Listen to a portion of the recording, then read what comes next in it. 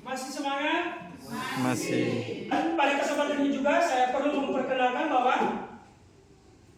saya merupakan calon guru penggerak angkatan 9 SMA Negeri 1 Bola, Kabupaten Sika. Siang hari ini kita semua mengambil tempat di sini berhubungan dengan kegiatan kami dalam mengikuti pendidikan calon guru penggerak, di mana setelah kami memasuki modul 1.4, kami harus membuat aksi nyata. Dalam hal ini kami berbagi pengetahuan terkhusus di modul 1.4, yaitu berhubungan dengan budaya positif. Saya pada tempat ini juga mengucapkan banyak terima kasih kepada Bapak Ibu semua, karena dengan kehadiran Bapak Ibu siang hari di tempat ini merupakan salah satu bentuk dukungan. Sehingga saya berharap ya, kita semua mengambil peran aktif di dalam kegiatan ini. Baik, sebelum kita memulai kegiatan kita pada siang hari ini, yaitu tentang diseminasi atau berbagi praktik baik, pengetahuan berhubungan dengan budaya positif, saya mengajak kita semua berdiri dulu.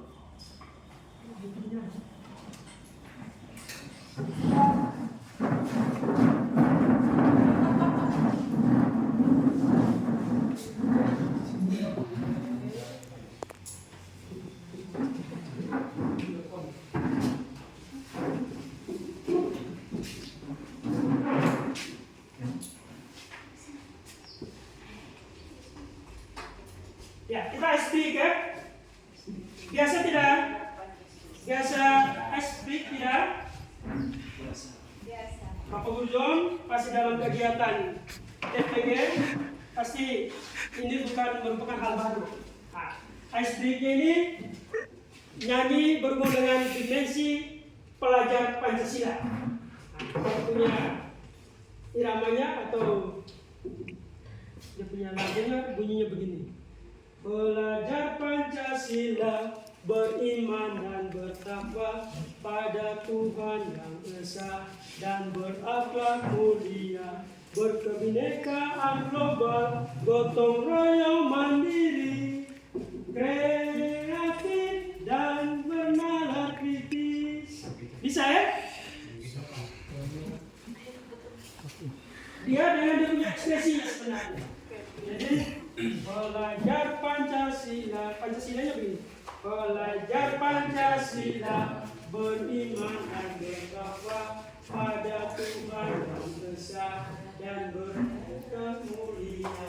Mulianya begini.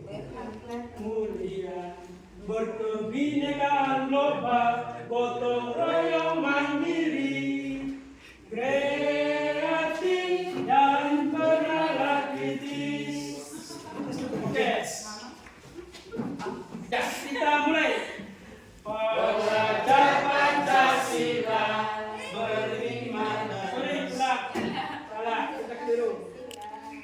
Belajar Pancasila, beriman dan bertakwa pada Tuhan yang Esa, dan berakhlak mulia, berkebinekaan global, gotong royong mandiri, kreatif dan bernalar kritis. Luar biasa, tepuk tangan dulu.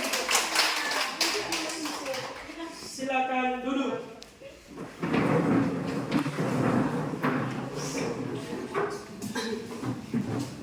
Ya, baik Bapak Ibu sekalian, bahwa kami dalam pembelajaran di guru penggerak ini, kami sudah menyelesaikan modul pertama, di mana pada modul pertama itu atau paket modul 1 itu terdiri atas 4 bagian.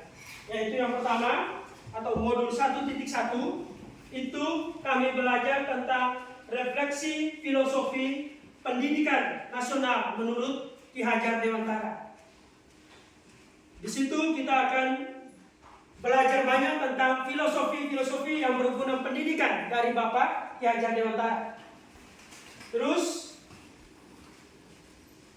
kami juga belajar di modul yang kedua tentang nilai dan peran guru penggerak. Bagaimana nilai seorang guru penggerak dan perannya dalam komunitas belajar di sekolah itu seperti apa. Terus yang ketiga, modul 1.3 yaitu visi guru penggerak. Dalam visi guru penggerak itu kami diminta untuk membuatkan rumusan visi. Saya dalam kegiatan itu berhubungan, saya juga mendapat tugas tambah sebagai kepala sekolah. Kami dalam kegiatan diskusi kelompok, saya diminta untuk menyampaikan visi sekolah kita, dan dalam diskusi itu mereka sepakat kami menggunakan visi sekolah dari SMA Negeri Bola. Dan di modul yang terakhir yaitu modul 1.4 tentang budaya positif. Ya. Tentang budaya positif ini,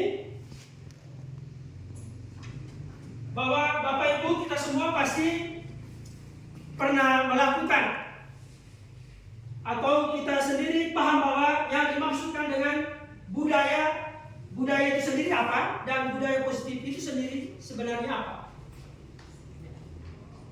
Budaya itu artinya apa? Ada yang bisa budaya itu? Kalau positif artinya baik toh? Iya toh? Ya. Kalau budaya itu apa? Ya, kebiasaan, sesuatu yang dibuat secara terus-menerus, ya toh? Dan dalam hukum dan konsep ini budaya positif, maka sesuatu yang dibuat atau sesuatu hal yang baik, ya toh? Atau hal-hal baik yang terus dibiasakan sehingga tumbuh menjadi karakter yang pada akhirnya akan membentuk apa? Membentuk apa? Sebuah budaya apa? Positif. Dan budaya positif ini ya, saya yakin dan percaya Bapak Ibu dalam proses pembelajaran atau selama Bapak Ibu berada di lingkungan sekolah, pasti Bapak Ibu apa? Sudah pernah apa? Pernah melakukan atau melaksanakannya. Ya atau tidak? Ya. Misalnya apa? Yang Bapak Ibu pernah buat atau pernah lakukan?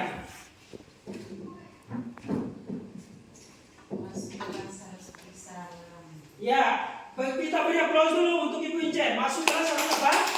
Bersalah. Ini berarti suatu nilai positif yang kita ajarkan kepada apa?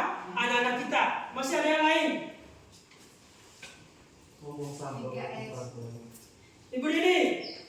Berdoa sebelum melakukan kegiatan pembelajaran. Berdoa sebelum melakukan kegiatan pembelajaran. Pak Efrem. Ya, kita mengajarkan anak atau membiasakan diri kita sendiri untuk apa? Membuang sampah apa? Pada tempatnya. Di sini dia katakan bahwa sebelum membangun budaya positif yang mengarah pada siswa, terlebih dahulu kita membangun budaya positif untuk diri kita sendiri. Artinya apa? Saya sebagai kepala sekolah, atau saya sebagai guru, atau saya sebagai tenaga kependidikan, kita harus apa? Membangun apa? Budaya positif itu terlebih dahulu dari apa? Dalam diri kita. Misalnya pagi jam sekolah kita 6.45 sudah harus masuk kelas toh? Atau sudah harus ada di sekolah. Saya sebagai guru, saya sebagai kepala sekolah, saya sebagai tenaga kependidikan, saya harus lebih dulu datang, ya kan? Ya, datang lebih awal. Nah, bila perlu 6.30 kita sudah ada di sini. Nah, dan itu harus dibiasakan apa? Secara terus-menerus. Kemauan untuk mengubah kebiasaan yang kurang baik pada diri pendidik dan membiasakan hal-hal yang baik tentunya menjadikan diri kita sebagai apa? Iklan berjalan, penebar kebaikan di lingkungan apa? Sekolah. Artinya apa? Hal baik yang kita buat pasti anak-anak melihat loh. Ya tidak? Ya. Ya. Dan dari situ mereka akan apa? Meniru, mengikutinya. Guru dikatakan sebagai apa? Guru itu digugu dan ditiru. Hal-hal baik yang kita lakukan di sekolah dan itu menjadi kebiasaan positif, itu yang disebut dengan apa? Budaya. Budaya positif akan membentuk nilai kebajikan yang ingin dicapai oleh setiap anak Indonesia yang kita kenal dengan profil pelajar Pancasila. Yang ada 6 dimensi yang kita lakukan tadi, kita nyanyikan tadi, yaitu apa? Beriman dan bertakwa pada Tuhan Yang Maha Esa dan berakhlak apa? Mulia. Berikut, berkebinekaan global. Terus,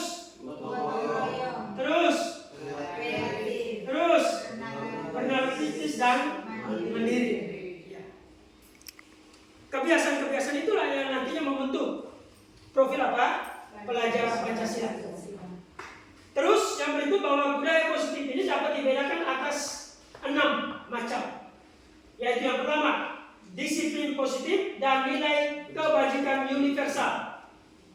Terus ada teori motivasi, hukuman, penghargaan dan restitusi. Terus yang berikut, keyakinan keras. Terus kebutuhan dasar manusia dan dunia berkualitas. Terus yang berikut 5, posisi kontrol, dan yang keenam apa? Segitiga restitusi.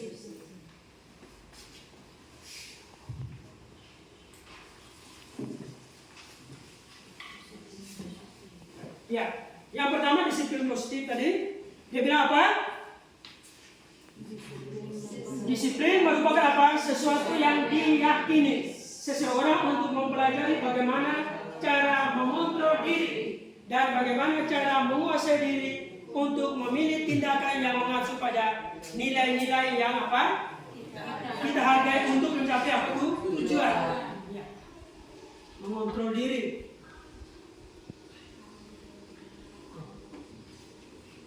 Terus yang berikut,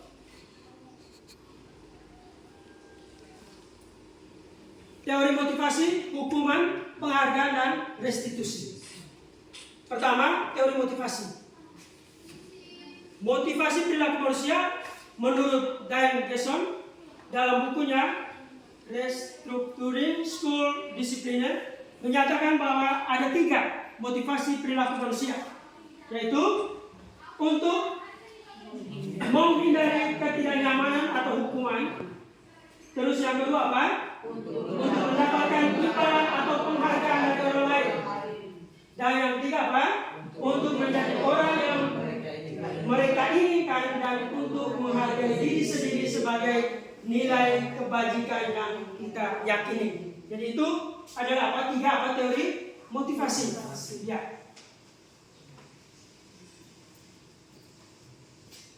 Terus yang berikut, hukuman atau punishment dan reward, atau penghargaan. Hukuman itu sendiri apa? Tindakan atau perilaku yang apa? Diberikan kepada seseorang atas kesalahan yang dibuat. Ya. Itu namanya apa? Hukuman. Terus kalau penghargaan itu apa?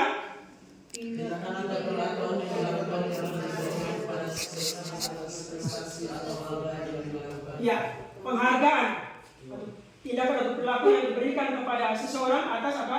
Prestasi atau hal baik. Ya, kita pernah buat ini atau tidak? Bapak Ibu pernah buat? Dan penghargaan itu tidak selamanya dalam bentuk barang, ya toh? Misalnya dalam proses pembelajaran Bapak Ibu di kelas, ya anak misalnya diminta menjawab pertanyaan dan benar, ya toh kita memberikan apa? Aplaus. Itu juga merupakan satu bentuk penghargaan. Dengan demikian mereka merasa ada apa? Ada penghargaan, lalu apa? Kepercayaan ini menjadi apa? Menjadi ada. Terus yang berikut, restitusi. Itu adalah apa? Proses menciptakan kondisi bagi murid untuk memperbaiki kesalahan mereka, sehingga mereka bisa kembali pada kelompok mereka dengan karakter yang lebih kuat. Ini menurut apa? Gosen. Restitusi juga merupakan apa? Proses kolaborasi yang mengajarkan murid untuk mencari solusi atas masalah mereka yang membantu murid berpikir tentang orang seperti apa yang mereka inginkan dan bagaimana mereka harus memperlakukan orang lain. Ini menurut Jason Goshen. Ya, jadi dalam restitusi itu adalah ada dua pernyataan dari Goshen dan dengan apa? Jason Goshen. Terus yang berikut, yang ketiga adalah keyakinan kelas. Ya, berbicara tentang keyakinan kelas ini, saya yakin percaya bahwa Bapak Ibu sudah pernah buat. Ada yang pernah buat selama proses pembelajaran, ya toh? Ya, bahwa kita diminta ketika sebelum melakukan proses pembelajaran, selain berdoa dan lain sebagainya, kita juga perlu melakukan apa? Keyakinan kelas, kesepakatan kelas. Keyakinan kelas merupakan kesepakatan kelas yang diyakini bersama oleh guru dan murid selama proses pembelajaran. Ya. Artinya sebagai apa? Rambu-rambu ya, untuk dijalankan atau ditaati selama proses pembelajaran. Di sini ada contoh misalnya masuk kelas tepat waktu, terus mendengarkan penjelasan guru, menjaga kelas tetap rapi dan bersih, berbicara yang sopan dan baik, saling membantu dan menghormati, dan mengingatkan teman jika melakukan apa? Kesalahan. Terus yang berikut adalah ada 5 kebutuhan dasar manusia. Yaitu yang pertama adalah kebutuhan untuk apa? Bertahan hidup. Yang berikut kasih sayang dan rasa diterima. Terus yang ketiga kebebasan, yang keempat kesenangan, dan yang kelima apa? Kepuasan. Ini kebutuhan dasar seorang manusia. Ya, kita secara pribadi juga pasti memiliki kelima ini toh, atau menginginkan kelima ini harus apa? Terpenuhi toh? Atau siapa yang tidak mau ini bertahan hidup? Tidak ada toh? Atau siapa yang tidak mau senang atau disayangi, ya toh? Atau siapa yang mau terikat terus? Tidak ada toh? Bapak Ibu tidak mau toh? Ya, saya juga tidak mau bahwa kelima poin ini harus saya miliki atau kita miliki.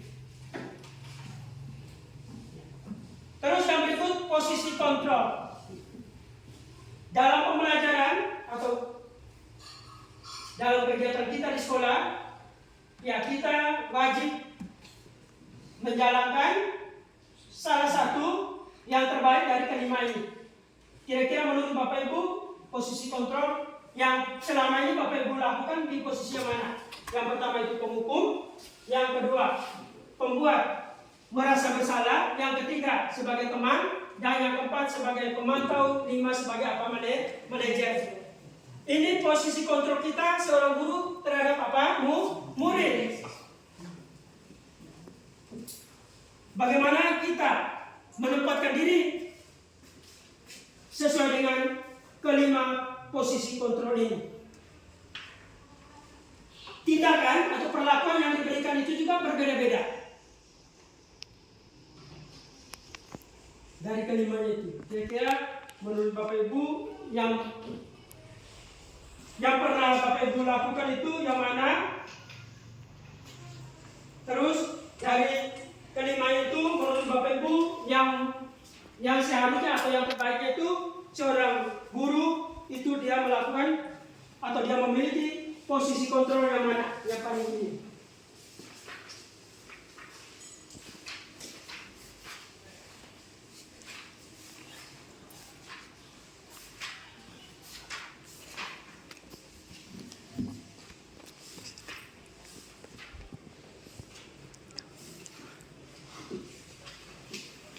Ayo.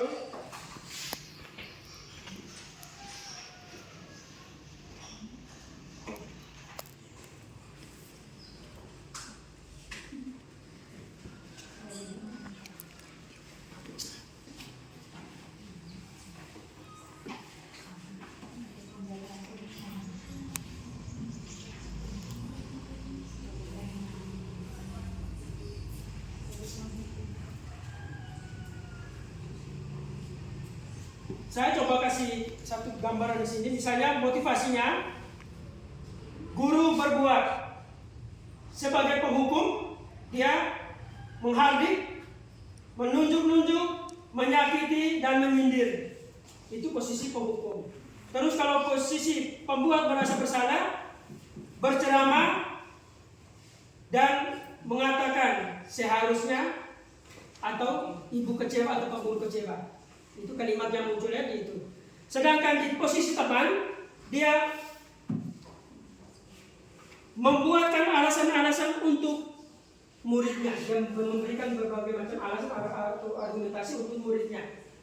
Sedangkan posisi pemantau, dia menghitung dan mengukur tentang bagaimana perbuatan dari anaknya. Dan posisi manajer mengajukan pertanyaan-pertanyaan. Sehingga dari pertanyaan itu terakhirnya, kalau dari penghukum itu dia sampai dengan dampak pada murid itu, dampaknya itu kalau penghukum dampaknya adalah mengulangi kesalahan. Kalau pada pembuat merasa bersalah, dia merasa rendah diri. Karena kalimat tadi kan apa? Seharusnya, atau ibu kecewa atau guru kecewa. Sedangkan teman lemah, tidak mandiri dan tergantung. Kalau pemantau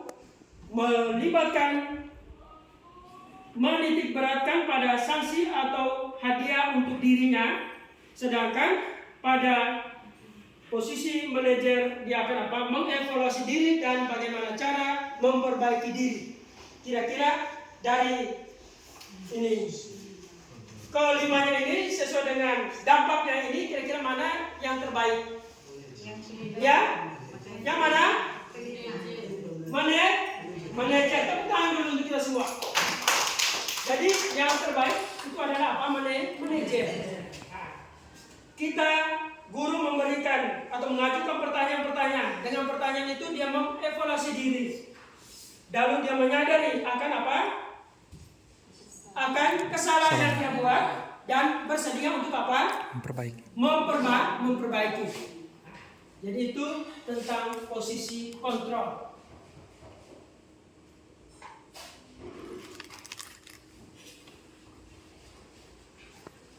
Teori kontrol menurut Dr. William Glasser, Jason berkesimpulan ada 5 posisi kontrol yang diterapkan seorang guru, orang tua ataupun atasan dalam melakukan apa? Kontrol. Jadi 5 posisi kontrol itu bisa dilakukan oleh orang tua, juga bisa di rumah. Ini pimpinan di suatu lembaga ataukah apa? Bapak Ibu guru di kelas. 5 posisi tadi seperti yang ditayangkan tadi adalah apa? Penghukum, pembuat merasa bersalah, teman, pemantau dan apa manajer.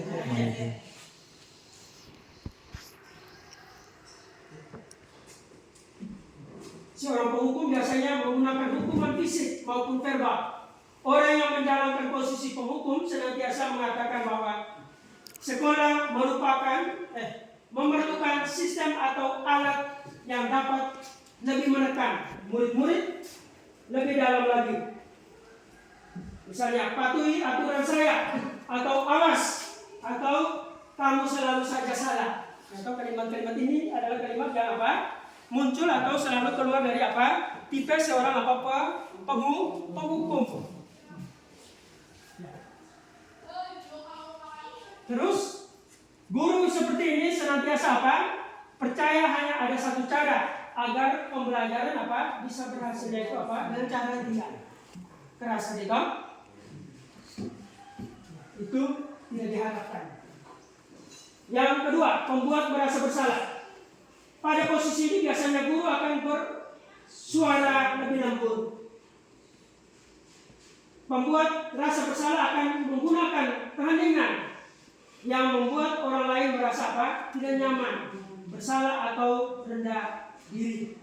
Kata-kata yang keluar dengan lembut seperti ibu sangat kecewa sekali dengan kamu, atau beberapa kali bapak harus memberitahu kamu ya. Kalimatnya begitu.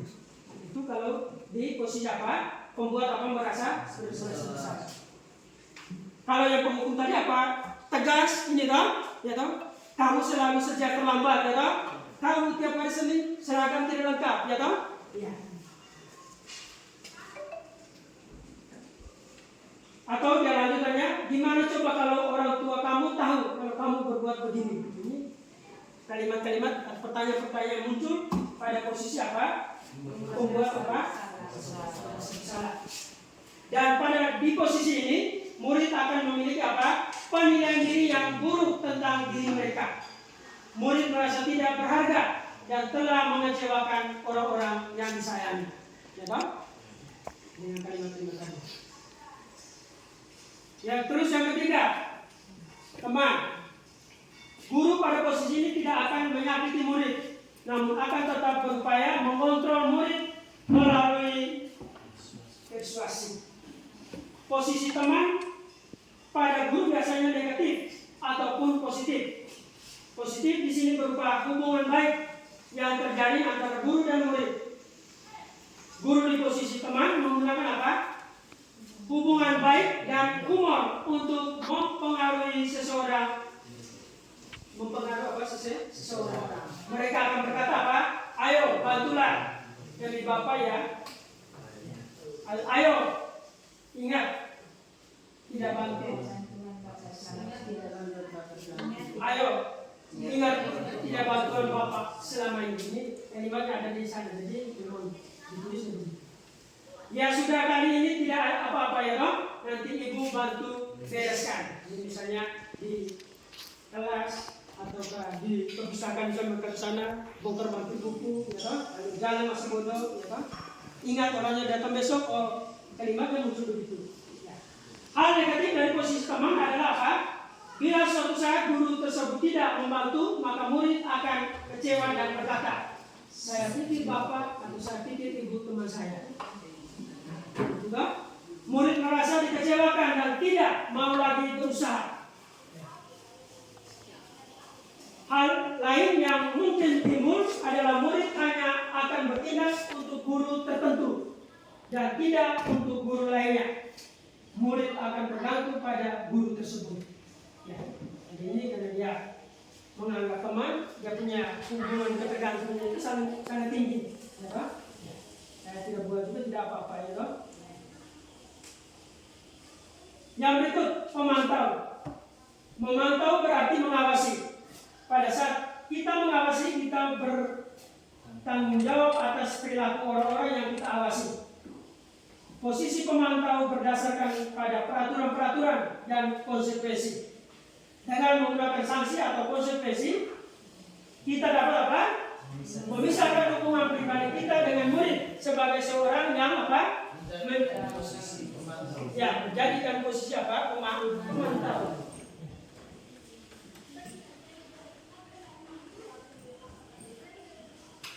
Pertanyaan yang dilakukan oleh seorang pemantau atau pertanyaan yang biasanya muncul dari mulut seorang pemantau itu ada apa? Peraturannya apa ya? Misalnya dia anak tidak menggunakan sepatu warna hitam di hari Senin misalnya. Ya, kita jangan lalu menyalahkan mereka, tetapi panggil lalu bilang, kira-kira peraturan apa ya hari Senin ini? Anda harus bersepatu, gitu? Ya. Atau jam berapa ketika dia terlambat, toh? Peraturan sekolah kita jam berapa ya kalau masuk ini atau datang ke sekolah? Atau apa yang telah kamu lakukan?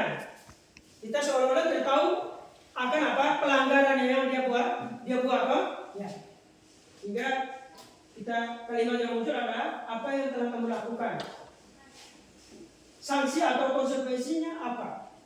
Kalau dia akan melakukan pelanggaran. Seorang pemantau sangat mengandalkan penghitungan, catatan dan data yang dapat digunakan sebagai apa? Bukti atas perilaku seseorang. Posisi ini akan menggunakan apa? Stiker atau slip catatan, daftar cek. Posisi pemantau sendiri berawal dari teori stimulus apa deh? Respon yang menunjukkan tanggung jawab guru dalam mengontrol murid. Dan yang terakhir apa? Manajer. Dia bilang apa? Manajer adalah posisi di mana guru berbuat sesuatu bersama dengan murid, mempersilakan murid mempertanggungjawabkan perilakunya, mendukung murid agar dapat menemukan solusi atas permasalahannya sendiri. Seorang manajer telah memiliki keterampilan di posisi teman maupun pemantau, dan dengan demikian bisa jadi di waktu-waktu tertentu. Dia ini sudah memiliki semua ini kemampuan lainnya di bawahnya tadi. Kembali kepada kedua posisi tersebut bila diperlukan. Di sini penekanannya bukan pada kemampuan membuat konsekuensi, namun dapat berkolaborasi dengan murid bagaimana memperbaiki kesalahan yang ada. Jadi pada posisi manajer ini apa? Guru apa? Guru berbuat sesuatu atau mengambil satu keputusan itu apa? Bersama dengan apa? Murid. Murid harus diminta untuk apa? Mempertanggungjawabkan perilakunya, apa yang sudah dia buat. Guru juga wajib mendukung murid untuk apa? Untuk dapat menemukan apa? Solusi atas permasalahan. Ya. Jadi ketika anak berbuat salah, ya kita lalu jangan mempersalahkan mereka, ya toh, tetapi kita bersama-sama dengan mereka untuk apa? Untuk berdiskusi bersama, ya toh, ya meminta pertanggungjawaban dari mereka atas kesalahan yang dibuat, mendukung mereka untuk bisa apa? Mencari apa? Solusi atas permasalahan sendiri. Dengan demikian, maka saya yakin pasti murid akan apa? Akan apa? Mengalami apa? Perubahan. Ya, kalimat yang muncul dari seorang manajer itu apa? Apa yang kita yakini itu, misalnya di dalam kelas dia buat keributan, ya toh, ataukah dia ini mengganggu teman dan lain sebagainya, ya. Tadi sebelumnya kita harus buat apa? Kesepakatan toh? Ya, kita tinggal kembali tanya ke mereka. Apa keyakinan kelas kita, ya toh? Apa kamu meyakininya? Jika kamu meyakininya, apakah kamu bersedia memperbaikinya? Ya toh? Terus jika kamu memperbaiki ini, hal ini menunjukkan apa tentang dirimu? Apa rencana kamu untuk memperbaiki hal ini? Jadi itu adalah posisi manajer. Pertanyaan-pertanyaan yang kita tanyakan kepada anak kita itu demikian. Di sana tidak ada yang bunyinya menekan anak, tidak ada toh, atau mempersalahkan anak, tidak ada toh. Ya. Jadi itu kalimat-kalimat yang muncul berhubungan dengan ini, posisi kita sebagai manajer. Terus yang berikut adalah segitiga restitusi. Dan Gason dalam bukunya Restructuring School Discipline telah merancang sebuah tahapan untuk memudahkan para guru dan orang tua dalam melakukan proses untuk menyiapkan anaknya untuk melakukan apa? Restitusi. Yang namanya apa? Segitiga restitusi.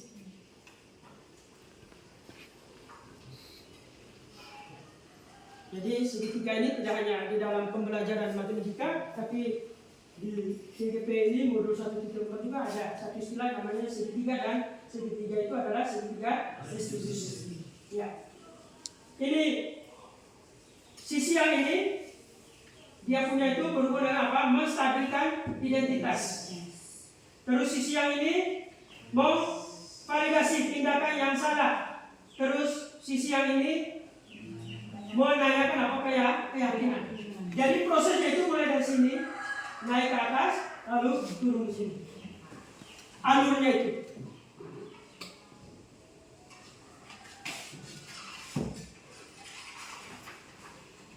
Di menstabilkan identitas itu biasanya seorang guru atau orang tua dia menyatakan demikian. Setiap orang pasti pernah melakukan kesalahan. Ya toh? Atau kalimat yang kedua, kamu bukan satu-satunya yang pernah melakukan hal ini. Bapak juga pernah, atau ibu juga pernah melakukan hal ini. Ini kan kita menstabilkan. Sehingga ketika mereka sudah berbuat salah, merasa diri apa? Tidak bersalah lagi, ya toh? Oh ternyata Pak Guru juga pernah buat, ya toh? Oh ternyata ibu juga pernah buat. Dulu saya SMA juga, saya ini termasuk anak yang nakal misalnya, ya toh? Meyakinkan, menstabilkan mereka, toh? Terus yang kedua, validasi tindakan. Di sini kamu tentunya punya alasan mengapa melakukan ini. Kamu bolos itu pasti punya alasan, ya toh? Kami lapar, mau minta keluar lewat pintu gerbang, tidak diizinkan, maka terpaksa kami ini. Ya kita, ya toh? Ya kita jangan lalu mengambil ini tindakan bahwa mereka ini bolos bersalah, tidak punya alasan, ternyata ini. Terus adakah cara yang lebih efektif untuk mendapatkan apa yang kamu butuhkan? Ya toh? Kalau tidak bolos, kira-kira cara lain, ya toh? Ya. Ini pertanyaan-pertanyaan yang berhubungan dengan apa? Validasi apa? Tindakan yang salah. Terus menanyakan keyakinan. Keyakinan kelas atau keyakinan sekolah yang telah kita sepakati. Misalnya dalam pembelajaran di kelas dia kok sudah baru setengah jam dia keluar ke WC itu sudah sekitar 5 kali. Iya toh? Jangan lalu kita menyalahkan dia, tapi ditanya. Mungkin dia ini tidak nyaman berguna kesehatan mungkin, ya toh? Ya. Atau dia memang tipenya begitu, atau dia tidak suka dengan pelajaran itu, ya kita menanyakan keyakinan. Lalu ketika dia keluar masuk terus ini, ataukah dia ribut di kelas, atau dia ganggu teman, kira-kira hubungan keyakinan kelas yang kita sudah buat tadi, poinnya mana? Terus itu benar atau salah? Kamu ingin menjadi orang yang seperti apa? Ditanya. Kalau kamu datang sekolah bolos terus, kira-kira kamu nanti mau jadi orang seperti apa? Ya kan? Ya. Jadi itu berhubungan dengan segitiga atau restitusi.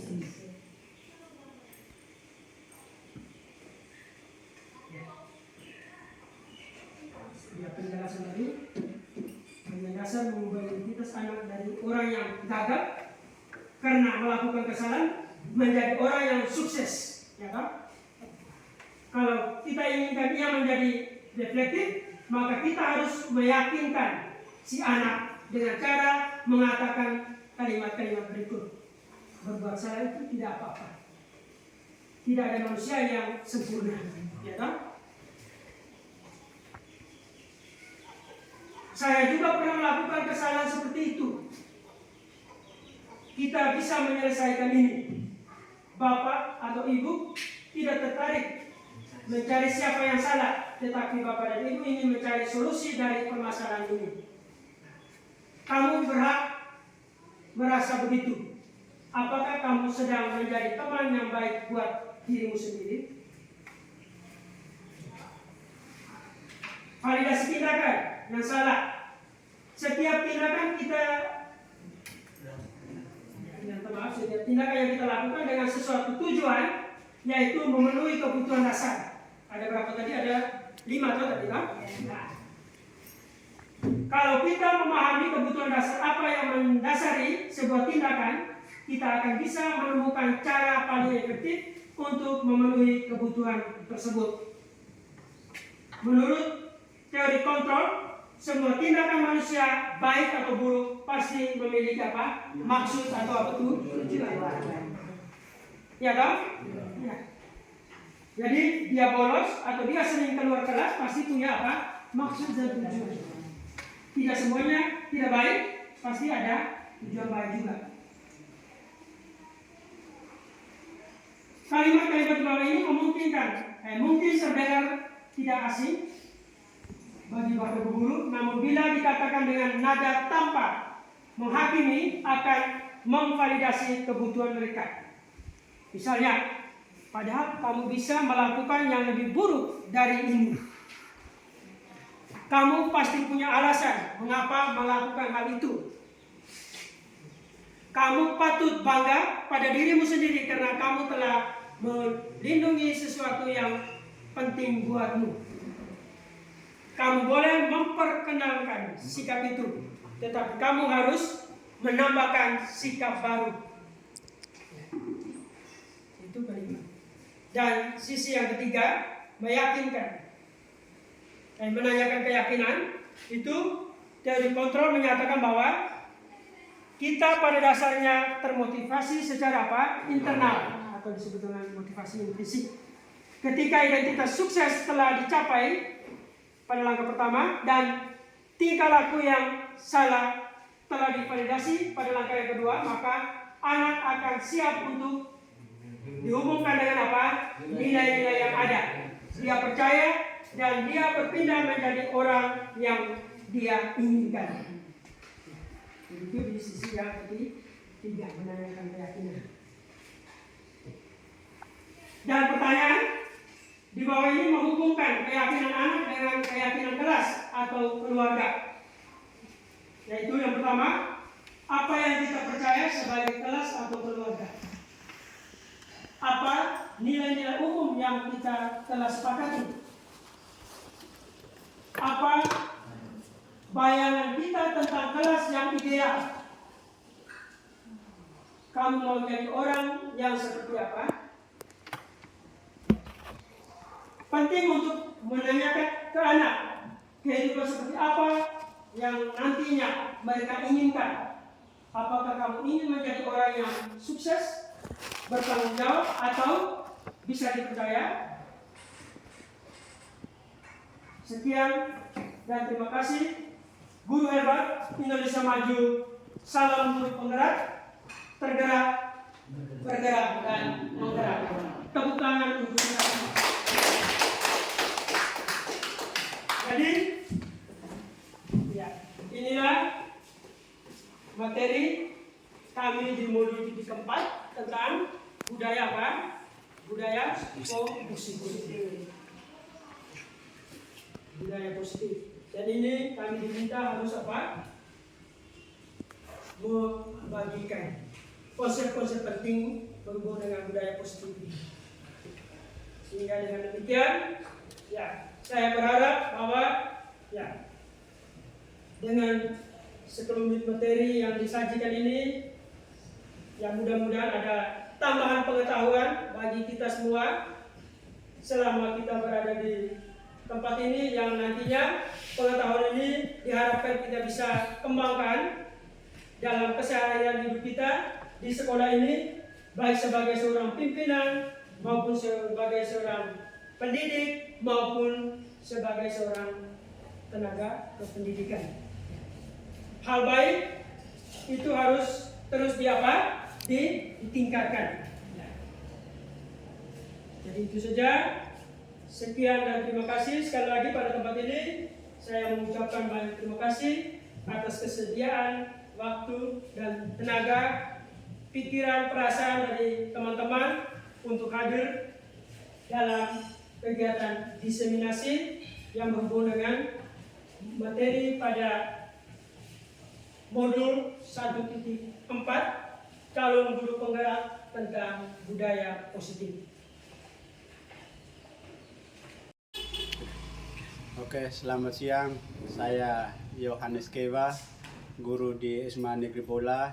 Tadi sudah ikut pengimbasan materi tentang budaya positif. Ya, untuk saya materi tadi sangat luar biasa. Nah, paling kurang sudah bisa merubah kalian punya pola pikir tentang budaya yang keliru selama ini, dan budaya positif inilah yang harus diteruskan di sekolah ini, dan saya rasa ini harus mulai dari diri saya. Jadi terima kasih untuk Bapak Andre yang sudah memberikan materi tentang budaya positif ini. Semoga saya secara pribadi dan kami bersama Bapak Ibu guru pegawai di sini bisa menjalankannya secara baik. Itu saja, terima kasih.